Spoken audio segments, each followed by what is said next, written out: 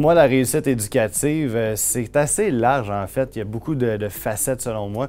On pourrait dire que c'est du secondaire, mais pour moi, ça se poursuit durant quasiment toute une vie. C'est que ça commence vraiment dès le primaire et on peut dire que ça continue jusqu'à l'âge adulte. Il y en a qui vont poursuivre jusqu'à un DEP, il y en a qui vont poursuivre à l'école aux adultes, il y en a jusqu'à l'université. Mais l'école n'est pas nécessairement faite pour tout le monde, mais vraiment la persévérance, on la développe à partir vraiment du primaire. Sa détermination, son acharnement, la façon qu'on va persévérer jusqu'à obtenir les résultats souhaités scolaires, bien, ça va se transporter jusqu'à des résultats dans notre vie de tous les jours, selon moi. La réussite éducative, on ne doit pas voir ça seulement comme la réussite du primaire et du secondaire. La réussite éducative commence dès la naissance de l'enfant. La réussite, le développement de son plein potentiel, c'est dès la naissance que le parent peut accompagner et les organismes peuvent accompagner le jeune jusqu'à 25 ans et plus.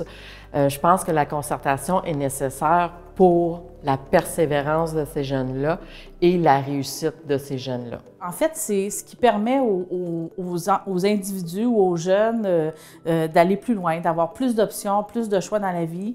Ça te permet aussi de développer une certaine conscience de qui tu es comme citoyen, puis ça te permet aussi de faire des meilleurs choix, d'avoir plus de choix, mais aussi de faire des meilleurs choix. Comment est-ce qu'on peut réussir? C'est de toujours continuer de se former. Comme ça, tu as une réussite éducative, mais c'est pas nécessairement d'aller chercher un diplôme X. C'est vraiment d'être capable de s'adapter pour le travail qu'on va faire. L'important, oui, l'éducation, mais c'est de travailler à la réussite du jeune. Peu importe le choix qu'il va choisir, on comprend qu'il y a une bonne partie, ça vient de son éducation, mais ce parcours-là est tellement important. C'est-à-dire comment on peut égaliser les chances, comment on peut donner des chances égales à tout le monde. Et effectivement, ça commence dès avant l'entrée à la maternelle.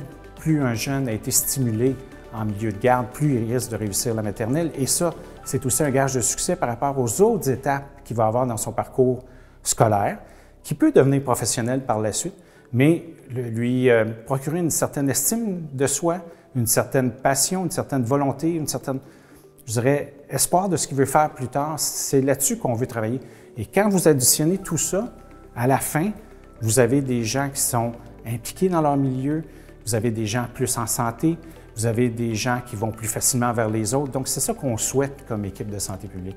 Pour moi, la réussite éducative, c'est de prendre un jeune qui est curieux, qui veut apprendre et de le nourrir, d'y donner des choses à apprendre et de développer cette curiosité pour qu'une fois qu'il ait fini l'école, il ait encore envie d'apprendre.